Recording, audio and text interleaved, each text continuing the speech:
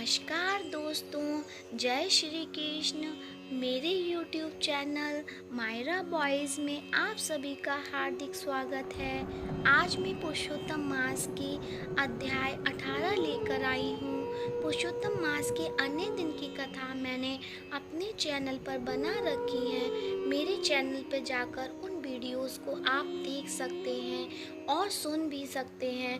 पुरुषोत्तम मास के 18वें दिन की कथा जिसे आज हम श्रवण करेंगे।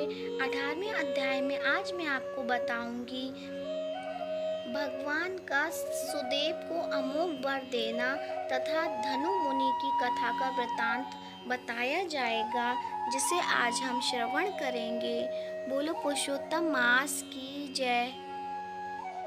नारद जी बोले, हे तपोनिधि, उसकी बात साक्षात भगवान वाल्मीकि मुनि ने राजा दृढ़धनबा को क्या कहा सो आप कहिए।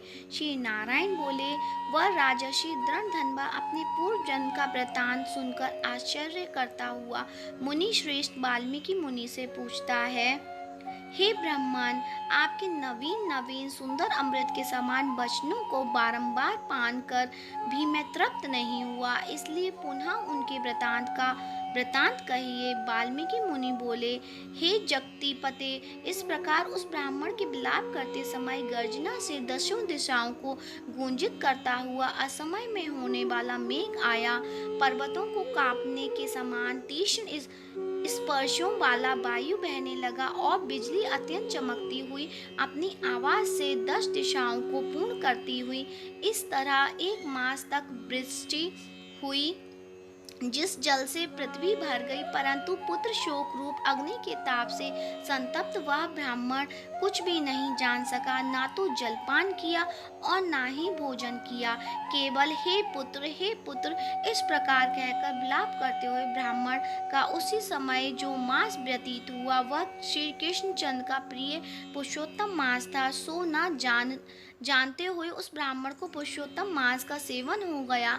उस पुरुषोत्तम मास के सेवन से अत्यंत प्रसन्न नूतन मेघ के समान श्याम वर्ण वनमाला से भूषित हरि भगवान स्वयं प्रकट हुए। जगत के नाथ हरि भगवान के प्रकट होने पर मेघ समूह गायब हो गया। उस ब्राह्मण ने पुरुषोत्तम श्री कृष्ण चंद्र को देखा। दर्शन होने के साथ ही गोद में लिए हुए पुत्र के शरीर को जमीन पर रख स्त्री सहित ब्राह्मण श्री कृष्ण भगवान को दंडवत नमस्कार करता हुआ हाथ जोड़कर श्री कृष्ण भगवान के सामने खड़ा होकर श्री कृष्ण भगवान ही हमारे रक्षक हों ऐसा विचार करता हुआ भगवान श्री पुरुषोत्तम की सेवा से प्रसन्न हो अमृत की वृष्टि करने वाली अत्यंत मधुर वाणी से बोले, भो सुदेव, तुम धन्य हो। इस समय आप भाग्यवान हो। तुम्हारे भाग्य के वर्णन में त्रिलोक्य में कौन समर्थ है। हे वत्स, हे तपोधन, जो तुम्हारा होने वाला है उसको हम कहेंगे, तुम सुनो। हे ब्राह्मण, 12,000 वर्ष की आयु वाला पुत्र तुमको होगा। इसके बाद तुमको पुत्र से होने वाले सुख में संदेह नहीं है। हे दुर्जातम, प्रसन्न मन से मैंने यह पुत्र तुमको दिया है। हमारे प्रसाद से होने वाले तुम्हारे पुत्र सुख को देखकर हे दुर्योत्तम, देवता, गंधर्व और मनुष्य लोग पुत्र सुख की इच्छा करने वाले होंगे। इस विषय में तुमसे प्राचीन इतिहास में कहूँगा, जिस इतिहास को पहले मार्कंडेय मुनि ने राजा रघु से कहा था। प्रथम कोई श्रेष्ठ मन वाले धनुर नामक मुनीश्वर लोगों को पुत्र रूप मानसिक चिंता से जले हुए देखकर दुखित हुए और अमर पुत्र की इच्छा करके दारुण तप करने लगे। 1000 वर्ष बीत जाने पर धनुर मुनि से देवता लोग बोले, हे मुनीश्वर, तुम्हारे कठिन तप से हम सब प्रसन्न हैं, इसलिए अपने मन के अनुसार श्रेष्ठ वर को मांगो। श्री नारायण बोले, हे देवताओं के अमृत तुल्य, इस वचन को सुनकर उन तपोधन धनु नामक मुनि ने बुद्धिमान और अमर पुत्र को मांगा। उस ब्राह्मण से देवताओं ने कहा कि पृथ्वी में ऐसा कौन सा पुत्र नहीं है। तुम धनुर्मुनि ने देवताओं से कहा कि अच्छा ऐसा पुत्र दो जिससे आयु की मर्यादा बंधी हो। देवताओं ने कहा कि कैसी मर्यादा चाहिए, कहो। इस पर उस मुनि ने भी कहा कि यह महान पर्वत जब तक रहे तब तक उसकी आयु होवे, ऐसा ही हो। इस प्रकार कहकर इंद्रादि देवता स्वर्ग को चले गए। धनुष शर्मा ने थोड़े समय में वैसा ही पुत्र को प्राप्त किया। उस मुनि का पुत्र आकाश में चंद्र के समान बढ़ने लगा। 16वें वर्ष के होने पर मुनीश्वर ने पुत्र से कहा, हे वत्स, ये मुनि लोग कभी भी अपना अपमान करने योग्य नहीं है। इस तरह शिक्षा देने पर भी उस पुत्र ने मुनियों का अनादर किया। आयु मर्यादा के बल से उसने ब्राह्मणों का अपमान किया। किसी समय परम क्रोधी महिष नामक मुनि ने विधि से शुभ फल देने वाले शालग्राम शिला का पूजन किया। उसी समय उस बालक ने वहां आकर शालग्राम की शिला को जल्दी से लेकर अपनी चंचलता के कारण हंसता हुआ पूर्ण जल वाले कूप में छोड़ दिया। क्रोध से युक्त दूसरे काल रुद्र के समान महिष मुनि ने उस धनुर्मुनि के पुत्र को शाप दिया कि यह अभी मर जाए, परंतु उसे मृत हुए न देखकर मन में मृत्यु के कारण का ध्यान किया। देवताओं ने इस धनुर्मुनि के पुत्र को निमित्तायु बाला बनाया है। इस तरह चिंता करते हुए महिष मुनि ने लंबी सांस ली, जिससे कई कोटि महिष पैदा हो गए और उन महिषों ने पर्वत को टुकड़ा टुकड़ा कर दिया। उस समय मुनि का अत्यंत दुर्मद लड़का मर गया। धनुर्मुनि ने अत्यंत दुख से बार बार विलाप किया। बाद अनेक प्रकार विलाप कर पुत्र के शरीर को लेकर पुत्र के दुख से अत्यंत पीड़ित हो चिता की अग्नि में प्रवेश किया।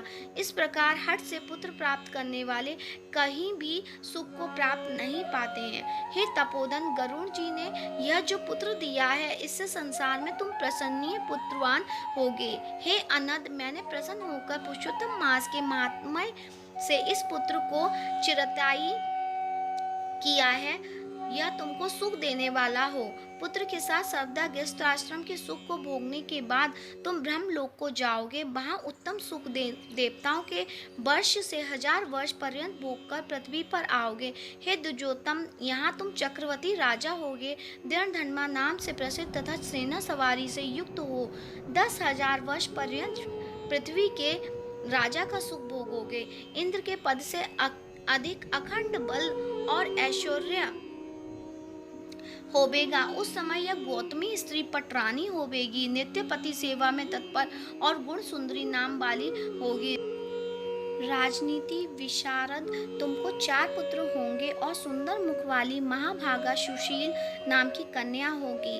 हे महाभाग, सुरों और असुरों को दुर्लभ संसार के सुखों को भोग कर तुम संसार रूपी समुद्र के पार करने वाले विष्णु भगवान को जब भूल जाओगे, तब हे विप्र, उस समय वन में यह तुम्हारा पुत्र शुक पक्षी होकर बट वृक्ष के ऊपर बैठकर वैराग्य पैदा करने वाले श्लोक को बार बार पढ़ता हुआ तुमको इस प्रकार बोध कराएगा। शुक पक्षी के वचन को सुनकर दुखित मन होकर घर आओगे। संसार के विषय सुखों को छोड़कर चिंता रूपी समुद्र में मग्न हे भूसुर, तुमको वाल्मीकि मुनि आकर ज्ञान कराएंगे। उनके वचन से निसंदेह हो शरीर को छोड़कर हरि भगवान के पद को दोनों स्त्री पुरुष तुम जाओगे, जो कि पद आवागमन से रहित कहा जाएगा। इस प्रकार महाविष्णु के कहने पर वह ब्राह्मण बालक उठ खड़ा हुआ। वे दोनों स्त्री पुरुष ब्राह्मण पुत्र को उठाकर देखकर अत्यंत आनंदित हो गए। सब देवता लोग भी संतुष्ट होकर पुष्पों की वर्षा करने लगे। शुकदेव जी ने भी श्री हरि को और माता पिता को प्रणाम किया। जब ब्राह्मण को पुत्र के साथ देखकर गरुड़ जी भी अत्यंत प्रसन्न हुए। उस समय चकित होकर ब्राह्मण ने श्री हरि भगवान को नमस्कार किया और हाथ जोड़कर हृदय में होने वाले संदेह को दूर करने के लिए हर्ष के कारण गदगद वचन से जगदीश्वर से बोला, हे हरे, मैंने 4000 वर्ष पर्यंत लगातार अत्यंत दुष्कर तप किया। उस समय मेरे को आपने वहां आकर जो कठोर वचन कहा कि हे वत्स, हमने अच्छी तरह देखा है, इस समय तुमको निश्चय पुत्र नहीं है। हे हरे, उस वचन का उल्लंघन कर मेरे मृत पुत्र को जीवित करने का कारण क्या है, सो आप कहिए। बोल कृष्ण भगवान की जय, पुरुषोत्तम मास की जय।